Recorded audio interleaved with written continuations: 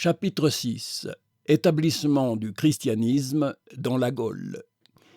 Quand le christianisme commença à pénétrer dans la Gaule, il y trouva deux religions très différentes entre elles et infiniment plus différentes de la religion chrétienne, le druidisme et le paganisme, hostiles l'un à l'autre, mais d'une hostilité politique et étrangère aux questions vraiment religieuses que le christianisme venait soulever.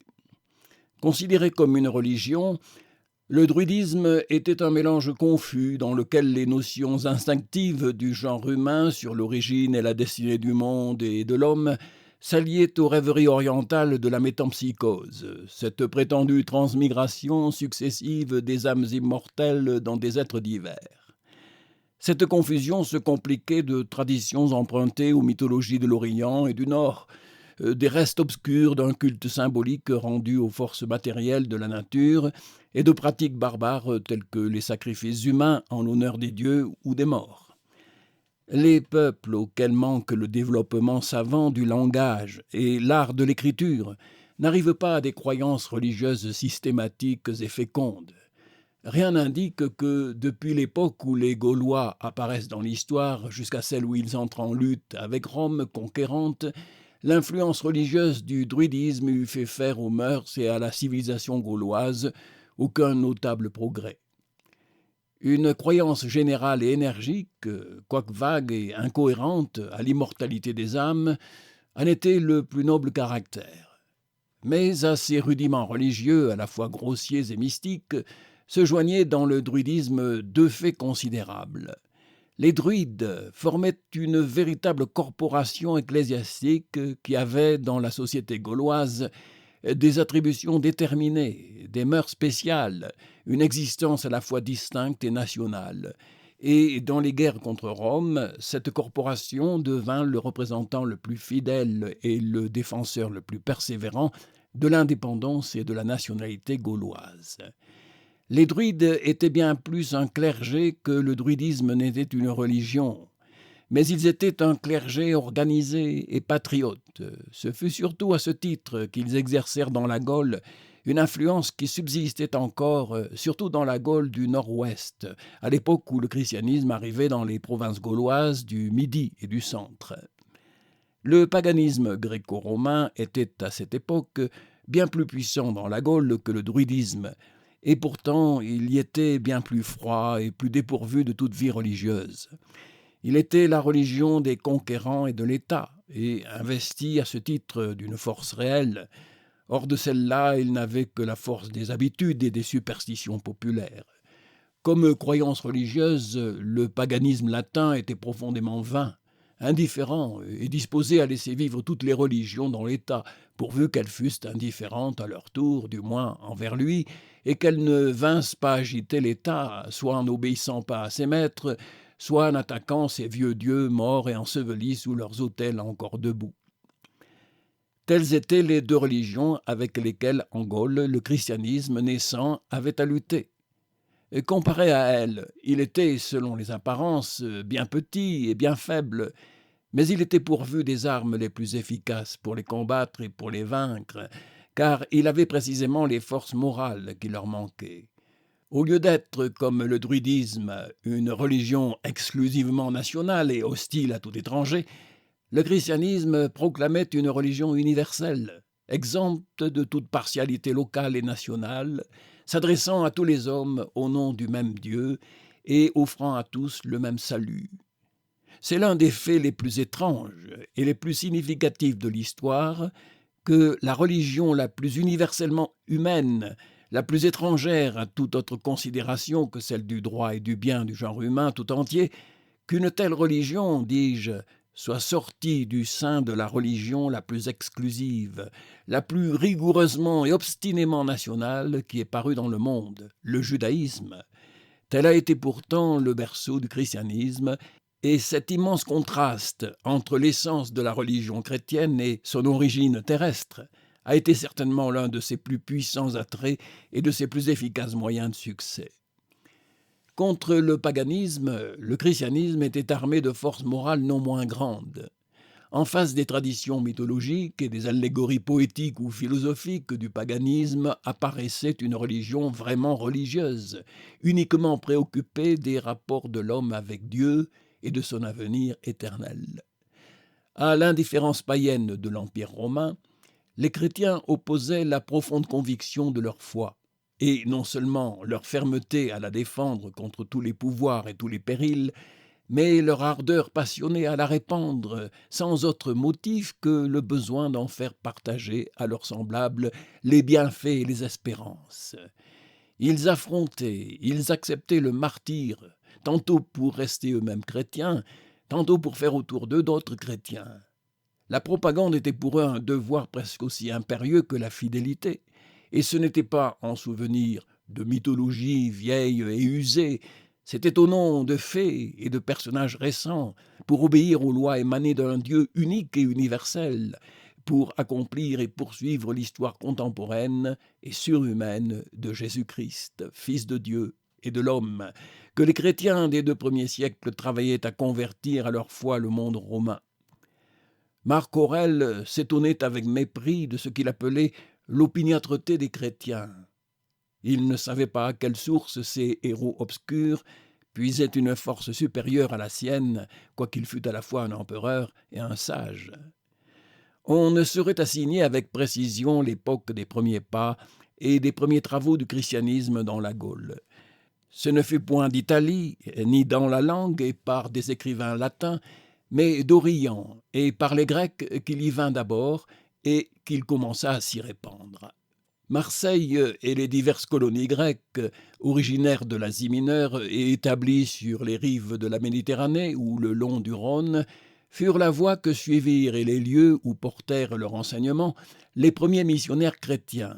Les lettres des apôtres et les écrits des 2 premières générations de leurs disciples sont à cet égard des preuves évidentes et permanentes.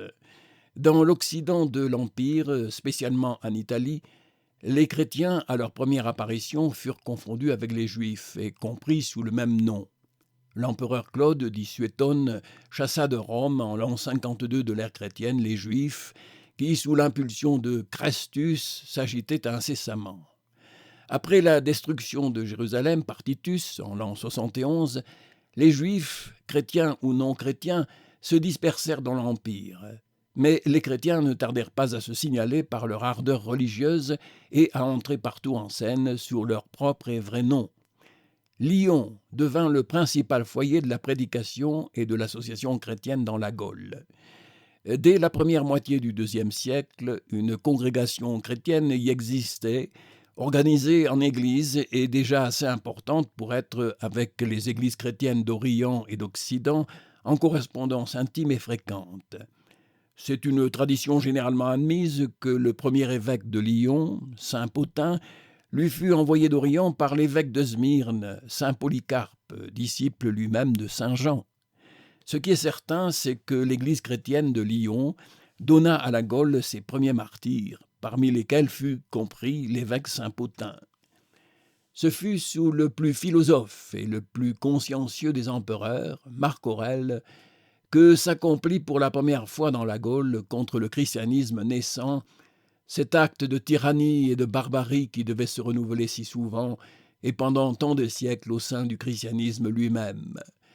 Dans les provinces orientales de l'Empire et en Italie, les chrétiens avaient été déjà plusieurs fois persécutés, tantôt avec une cruauté froide, tantôt avec un peu d'hésitation et d'embarras.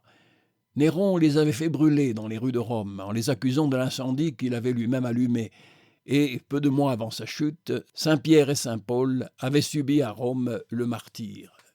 Domitien avait poursuivi et mis à mort les chrétiens jusque dans sa propre famille, et quoique revêtu des honneurs du consulat. L'honnête Trajan, consulté par Pline, le jeune, sur la conduite qu'il devait tenir en Bithynie envers les chrétiens, lui avait répondu « Il n'est pas possible d'établir dans cette sorte d'affaires une règle certaine et générale. Il ne faut pas faire de recherche contre eux, ni recevoir de dénonciations sans signature. S'ils sont accusés et convaincus, il faut les punir.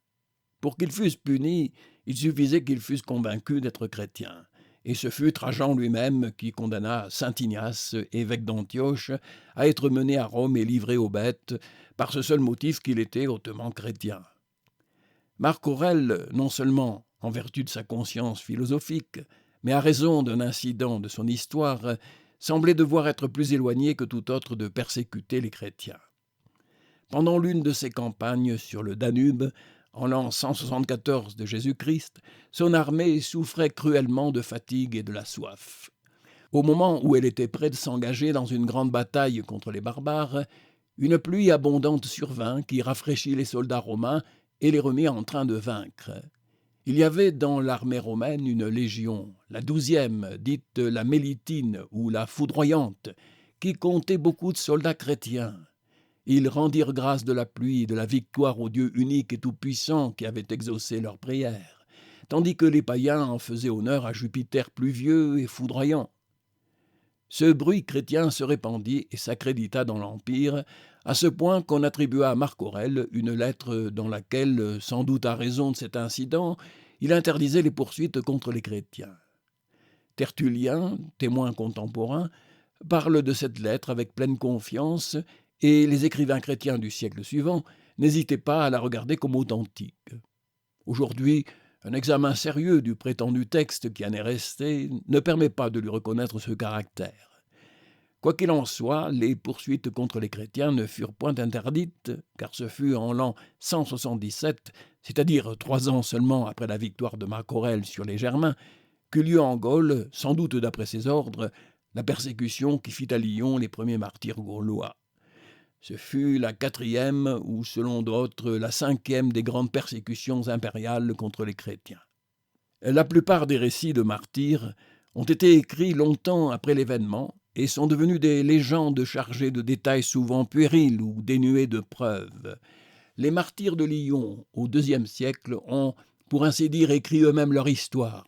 Ce sont leurs compagnons, les témoins oculaires de leurs souffrances et de leurs vertus qui les ont racontées dans une longue lettre adressée à leurs amis de l'Asie mineure et écrite avec une sympathie passionnée et une pieuse prolixité, mais qui porte les caractères de la véracité. Je tiens, mes enfants, à mettre sous vos yeux ce document qui nous a été conservé presque entier dans l'histoire ecclésiastique de Zèbe, évêque de Césarée au IIIe siècle, et qui vous fera connaître mieux que toutes les réflexions modernes l'état des faits et des âmes au milieu des persécutions impériales et la puissance de foi, de dévouement et de courage que les premiers chrétiens ont opposés aux plus cruelles épreuves. Les serviteurs de Christ, qui habitent à Vienne et à Lyon, en Gaule, aux frères établis en Asie et en Phrygie, qui ont la même foi que nous et la même espérance de la rédemption, soient paix, grâce et gloire de par Dieu le Père et Jésus-Christ notre Seigneur. Nul ne pourrait vous exprimer en parlant ni vous exposer pleinement en écrivant la gravité de nos misères, la fureur et la rage des gentils contre les saints et tout ce qu'ont souffert les bienheureux martyrs. Notre ennemi se rue sur nous avec toute l'impétuosité de ses forces, et il nous donne déjà le pressentiment et le commencement de toute la licence avec laquelle il veut nous attaquer. Il n'a rien négligé pour dresser contre nous ses agents, et il les exerce par une sorte de travail préalable contre les serviteurs de Dieu. Non seulement nous sommes chassés des édifices publics, des bains, du forum, il est interdit à tous les nôtres de paraître publiquement dans un lieu quelconque. La grâce de Dieu a lutté pour nous contre le diable, en même temps qu'elle a soutenu les faibles, elle a opposé aux démons, comme autant de colonnes, des hommes forts et vaillants, en état d'attirer sur eux-mêmes toutes ces attaques. Ils ont eu à supporter toutes sortes d'opprobres, ils ont considéré comme peu de choses ce que les autres trouvent dur et funeste, et ils n'ont pensé qu'à aller à Christ, prouvant par leur exemple que les souffrances de ce monde ne méritent pas d'être mises en balance avec la gloire qui doit se manifester en nous. Ils ont souffert d'abord tous les outrages que pouvait accumuler sur eux le peuple, les clameurs populaires, les coups, les vols, les spoliations, les pierres lancées sur eux, l'emprisonnement, tout ce que la fureur de la multitude peut inventer contre des ennemis détestés. Amenés ensuite au forum par le tribun militaire et les magistrats de la cité, ils ont été interrogés devant tout le peuple et jetés en prison jusqu'à l'arrivée du gouverneur. Celui-ci, dès que les nôtres ont paru devant lui, s'est livré contre eux à toutes sortes de violences.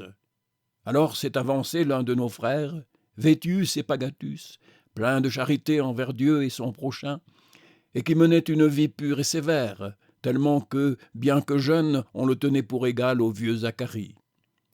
Il n'a pu souffrir qu'on portât contre nous un jugement si injuste, et, saisi d'indignation, il a demandé qu'il lui fût permis de défendre ses frères et de prouver qu'il n'y avait en nous rien d'irréligieux ni d'impie. Les assistants autour du tribunal, parmi lesquels il était connu et célèbre, se sont récriés contre lui. Et le gouverneur lui-même, irrité d'une demande si juste, s'est borné à lui adresser cette question. « Es-tu chrétien ?» Il s'est alors déclaré chrétien à haute voix, et il a été rangé au nombre des martyrs. On a commencé ensuite à examiner et à classer les autres. Les premiers, fermes et bien préparés, ont fait de tout cœur la solennelle confession de leur foi. D'autres, mal préparés et peu affermis, ont montré qu'il n'était pas de force à soutenir un tel combat. Environ 10 d'entre eux sont tombés, ce qui nous a causé une peine et un deuil incroyables. Leur exemple a brisé le courage de quelques autres qui, n'étant pas encore emprisonnés, bien qu'ils eussent déjà beaucoup à souffrir, se tenaient auprès des martyrs et ne s'éloignaient pas de leurs yeux. Nous avons tous alors été pénétrés de crainte quant à l'issue de l'épreuve, non que nous eussions grand-peur des tortures qu'on infligeait, mais parce que, pressentant le résultat d'après le degré de courage des prévenus, nous redoutions bien des chutes. On arrêtait tous les jours ceux de nos frères qui étaient dignes de remplacer les faibles, tellement que tous les meilleurs des 2 églises, ceux qui les avaient fondées par leurs soins et leur zèle, se trouvèrent pris et détenus. On arrêta aussi quelques-uns de nos esclaves, car le gouverneur avait ordonné qu'ils fussent tous mandés en public, et ceux-là, redoutant les tortures qu'ils voyaient subir au sein, et excités par les soldats, nous accusèrent mensongèrement d'actes odieux, tels que les repas de Thyeste, les incestes d'Œdipe et autres crimes qu'il n'est pas permis de dire ni même de penser, et dont nous ne pouvons nous résigner à croire que des hommes se soient jamais rendus coupables. Ces bruits, une fois répandus parmi le peuple, les personnes mêmes qui jusque-là, peut-être pour des raisons de parenté, s'étaient montrées modérées envers nous, ont éclaté en amère indignation contre les nôtres. Ainsi a été accompli ce qui avait été prédit par le Seigneur. Le temps vient que quiconque vous fera mourir croira rendre service à Dieu. Depuis ce jour, les saints martyrs ont souffert des tortures qu'aucune parole ne saurait exprimer. La fureur de la multitude, du gouverneur et des soldats s'est surtout exercée contre Sanctus, diacre à Vienne, contre Maturus, encore néophyte mais déjà vaillant champion de Christ, contre Attal aussi, né à Pergame, mais qui a toujours été une des colonnes de notre Église, contre Blandine, enfin, en qui Christ a fait voir que les personnes qui paraissent viles et méprisées des hommes sont précisément celles que Dieu tient en plus grand honneur à cause de l'excellent amour qu'elles lui portent et qui se manifestent dans leur ferme vertu, non dans de vaines apparences. Nous tous, et même la maîtresse ici-bas de Blandine, qui combattait vaillamment avec les autres martyrs, nous redoutions que cette pauvre esclave, faible de corps, ne fût pas en état de confesser librement sa foi. Mais elle fut soutenue par une telle vigueur d'âme que les bourreaux qui, du matin au soir, lui firent subir toutes sortes de tortures, échouèrent dans leurs efforts et se déclarèrent vaincus, ne sachant plus quel supplice lui infliger, et s'étonnant qu'elle vécût encore, son corps transpercé et fracassé par tant de tourments, dont un seul eût dû suffire pour la tuer. Mais cette bienheureuse, à l'instar d'un vaillant athlète, reprenait courage et force en confessant sa foi. Tout sentiment de ses douleurs disparaissait, et le calme lui revenait à ses seules paroles « Je suis chrétienne, et il ne se fait rien de mal parmi nous. » Quant à Sanctus, les bourreaux espéraient qu'au milieu des tortures qu'il lui infligeait, les plus atroces que puissent inventer les hommes, il lui entendrait dire quelque chose d'inconvénient et d'illicite, mais il leur résista si fermement que, sans jamais dire son nom, ni celui de sa nation ou de sa cité, ni s'il était esclave ou libre, il répondait uniquement, en langue romaine, à toutes leurs questions « Je suis chrétien ». C'était là pour lui son nom, sa patrie, sa condition, tout son être, et jamais les gentils ne purent lui arracher une autre parole.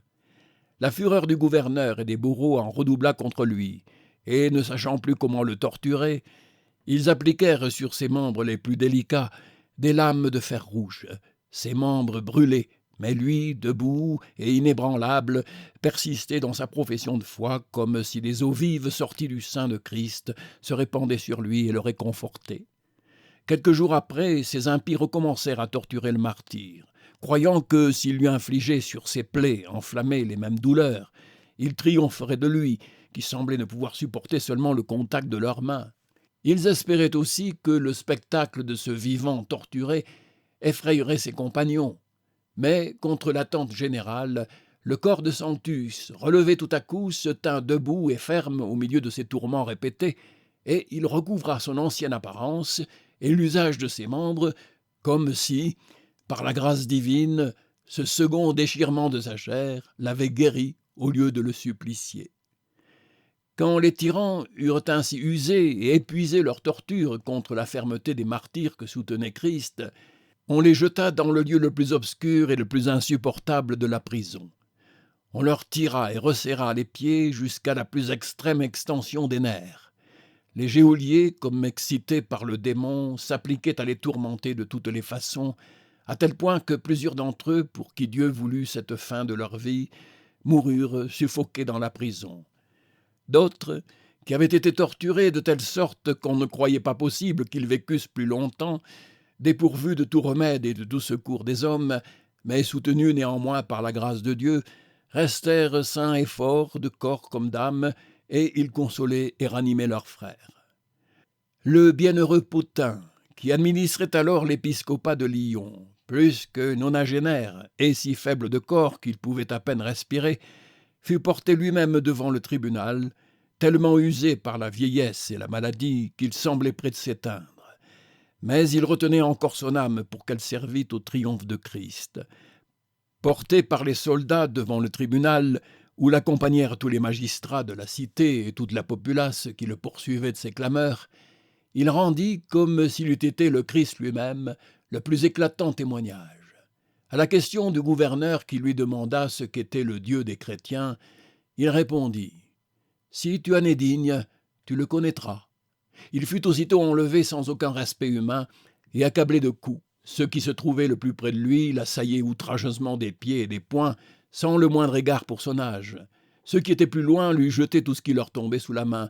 Ils se seraient tous crus coupables du plus grand délit s'ils ne s'étaient appliqués, chacun pour son compte, à l'insulter brutalement. Ils croyaient venger l'injure de leur Dieu. Pothin, respirant à peine, fut rejeté dans la prison, et 2 jours après, il rendit l'âme. Alors éclatèrent une singulière dispensation de Dieu et l'immense miséricorde de Jésus-Christ, exemple rare entre frères, mais en accord avec la pensée et la justice du Seigneur. Tous ceux qui, dès la première arrestation, avaient renié leur foi, furent mis eux-mêmes en prison et livrés aux mêmes souffrances que les autres martyrs, car leur reniement ne leur servit de rien. Ceux qui avaient fait profession d'être ce qu'ils étaient réellement, c'est-à-dire chrétiens, étaient emprisonnés sans qu'on les accusât d'aucun autre crime. Les premiers, au contraire, étaient détenus comme des homicides et des scélérats, souffrant ainsi un double supplice. Les uns se reposaient dans la digne joie du martyre, l'espoir de la béatitude promise, l'amour de Christ et l'Esprit de Dieu le Père. Les autres étaient en proie aux reproches de leur conscience. Il était facile de les distinguer les uns des autres à leur aspect. Les uns marchaient avec hilarité, portant sur leur visage une majesté mêlée de douceur, et leurs liens même semblaient pour eux un ornement, comme les broderies qui parent une épouse. Les autres, les yeux baissés, l'air humilié et abject, étaient l'objet du mépris des gentils eux-mêmes, qui les regardaient comme des lâches qui avaient perdu le nom glorieux et salutaire de chrétiens. Aussi ceux qui assistaient à ce double spectacle en étaient singulièrement raffermis, et si l'un d'entre eux venait à être arrêté, il confessait sa foi sans retard ni hésitation. Les choses venues à ce point, différents genres de morts furent infligés aux martyrs, et ils eurent à offrir à Dieu une couronne formée de diverses fleurs. Il était juste que les plus vaillants champions, ceux qui avaient soutenu un assaut redoublé et remporté une insigne victoire, reçussent une brillante couronne d'immortalité. Le néophyte Maturus et le diacre Sanctus, avec Blandine et Attale, furent donc conduits dans l'amphithéâtre et livrés aux bêtes, en spectacle à l'inhumanité des gentils. Maturus et Sanctus subirent là tous les genres de tourments, comme s'ils n'avaient encore rien souffert, ou plutôt comme des athlètes qui ont déjà vaincu plusieurs fois et qui combattent pour la couronne suprême. Ils bravèrent les coups dont on les flagellait, les morsures des bêtes qui les traînaient çà et là, et tout ce que commandait par ces clameurs une multitude insensée, d'autant plus furieuse que par aucun moyen elle ne parvenait à vaincre la fermeté des martyrs, ni à arracher de Sanctus aucune autre parole que celle que dès le premier jour il avait prononcée: « Je suis chrétien ». Après ce terrible combat, comme leur vie se prolongeait encore, ils furent enfin égorgés, donnés ainsi ce jour-là seuls en spectacle au monde, au lieu de la variété qui se rencontrait dans les combats des gladiateurs. Blandine, à son tour, attachée à un poteau, fut livrée aux bêtes. On la voyait comme suspendue à une sorte de croix, invoquant Dieu avec une ferveur confiante, et les frères qui assistaient à ce combat croyaient retrouver dans la personne d'une sœur celui-là même qui avait été crucifié pour leur salut.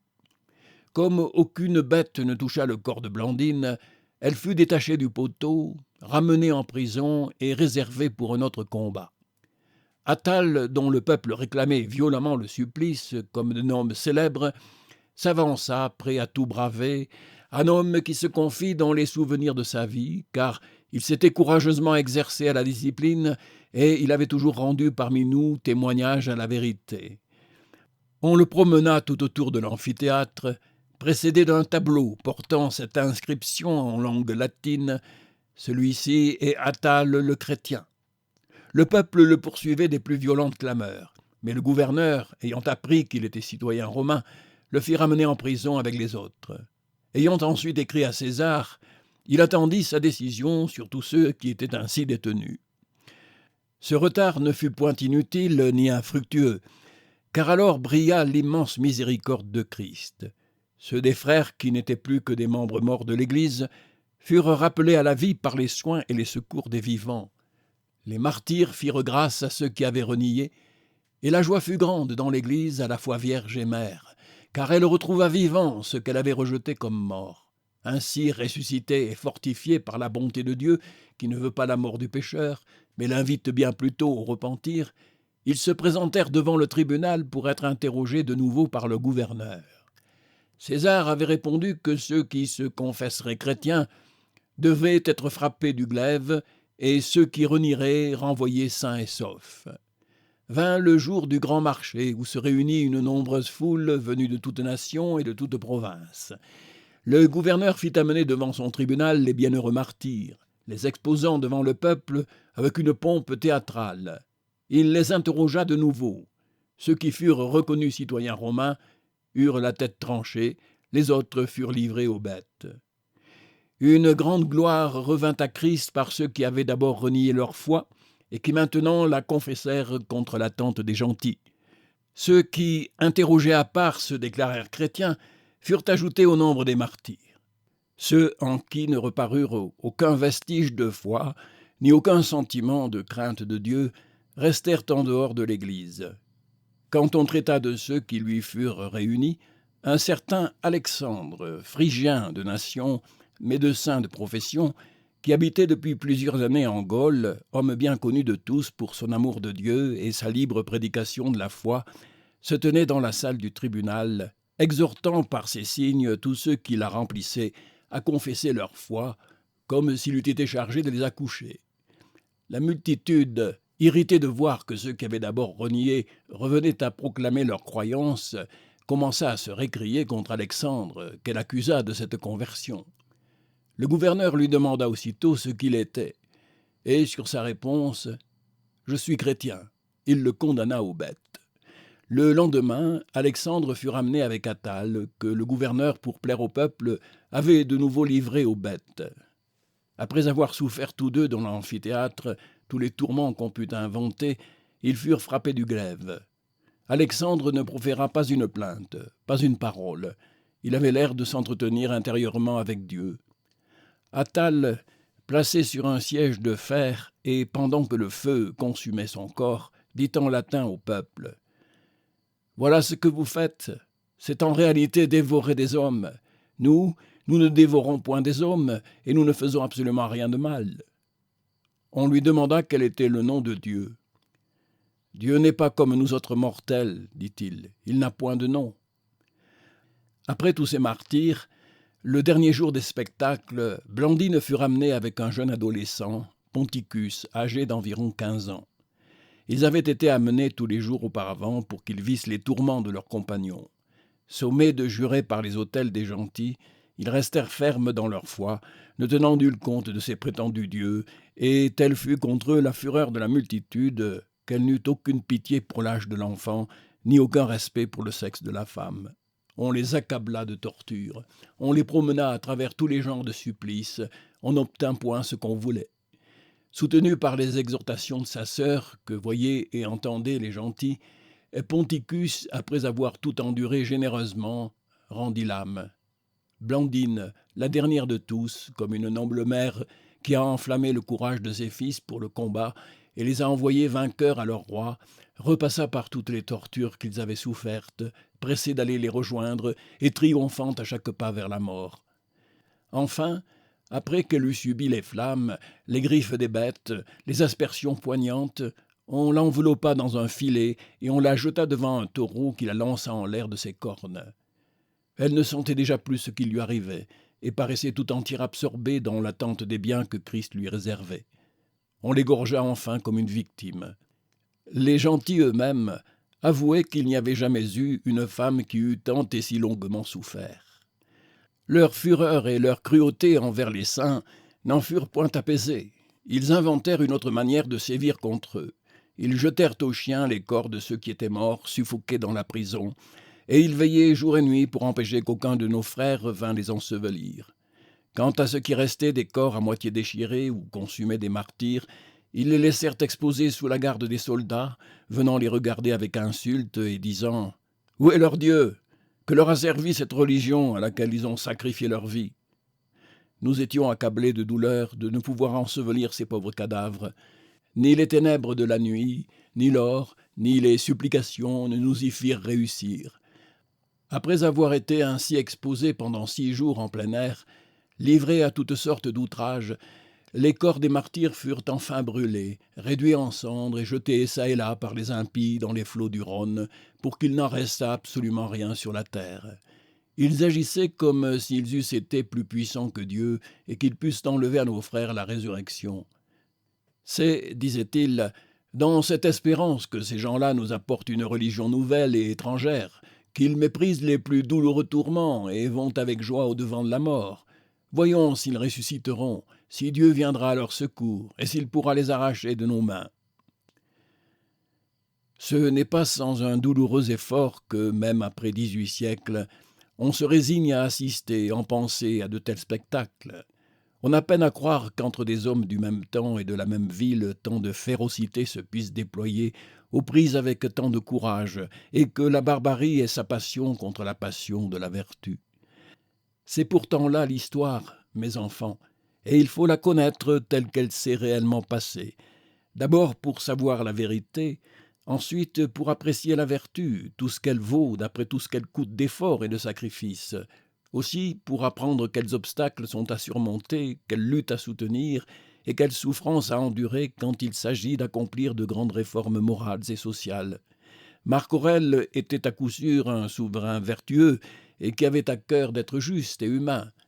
Mais c'était un souverain absolu, c'est-à-dire exclusivement nourri de ses propres idées, très mal instruit des faits sur lesquels il avait à décider, et point averti par la liberté publique des erreurs de sa pensée ni des résultats pratiques de ses volontés.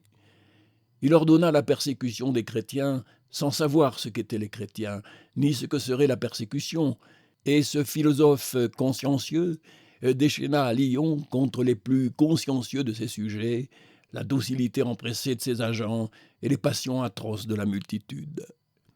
La persécution des chrétiens ne s'arrêta ni à Lyon ni à Marc Aurèle, Elle devint, durant le IIIe siècle, la pratique habituelle des empereurs dans toutes les parties de l'Empire. De l'an 202 à l'an 312 de Jésus-Christ, sous les règnes de Septime Sévère, Maximin Ier, Dèce, Valérien, Aurélien, Dioclétien, Maximien et Galère, on compte 6 grandes persécutions générales, sans parler de quelques autres plus bornées ou plus légères. Les empereurs Alexandre Sévère, Philippe l'Arabe et Constance Chlore firent à peu près seuls exception à ce cruel régime, et presque toujours, partout où il était ordonné, la multitude païenne, brutale ou fanatiquement superstitieuse, joignait aux rigueurs impériales ces atroces et cyniques fureurs. Mais le zèle chrétien surpassa en persévérance et en efficacité les persécutions païennes. À Saint-Pothin, martyr, succéda comme évêque à Lyon Saint Irénée, le plus docte, le plus judicieux et le plus illustre des premiers chefs de l'Église dans la Gaule.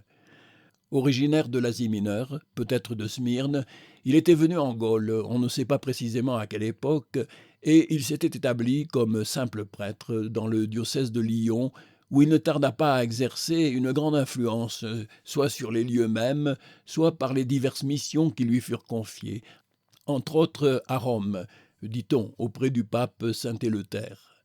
Évêque de Lyon de l'an 177 à l'an 202, il employa ses 25 années à propager en Gaule la foi chrétienne et à défendre par ses écrits la doctrine chrétienne contre les dissensions qu'elle avait déjà subies en Orient et qui commençaient à pénétrer en Occident. En 202, dans la persécution de l'empereur Septime Sévère, saint Irénée couronna par le martyre son active et puissante vie. Ce fut à son épiscopat que commença ce que je me permettrai d'appeler l'essaim de missionnaires chrétiens qui, vers la fin du IIe et pendant le IIIe siècle, se répandirent dans toute la Gaule, prêchant la foi chrétienne et fondant des églises. Les uns partirent de Lyon sous l'impulsion de saint Irénée, les autres de Rome, spécialement sous le pontificat du pape saint Fabien, martyr lui-même en 249. Saint Félix et saint Fortunat à Valence, saint Féréol à Besançon, saint Marcel à Chalon-sur-Saône, saint Bénigne à Dijon, saint Trophime à Arles, saint Paul à Narbonne, saint Saturnin à Toulouse, saint Martial à Limoges, saint Andéol et saint Privat dans les Cévennes, saint Ostremoine à Clermont-Ferrand, saint Gatien à Tours, saint Denis à Paris, et tant d'autres dont les noms ne sont plus guère connus que dans les histoires érudites ou sur les lieux mêmes où ils ont prêché, lutté et vaincu, souvent au prix de leur vie. Tels ont été les fondateurs de la foi et de l'Église chrétienne en France. Au commencement du IVe siècle, leur œuvre était, sinon accomplie, du moins victorieuse, et lorsqu'en 312, Constantin se déclara chrétien, il constata le fait de la conquête du monde romain, de la Gaule en particulier, par le christianisme. Probablement, la majorité des habitants n'était pas encore chrétienne, mais c'était évidemment aux chrétiens qu'appartenaient l'ascendant et l'avenir. Des 2 grands éléments qui devaient concourir sur les ruines de la société romaine à la formation de la société moderne, l'élément moral, la religion chrétienne, avaient déjà pris possession des âmes. Le territoire dévasté attendait les peuples nouveaux, connus dans l'histoire sous le nom général de Germains, et que les Romains appelaient les barbares.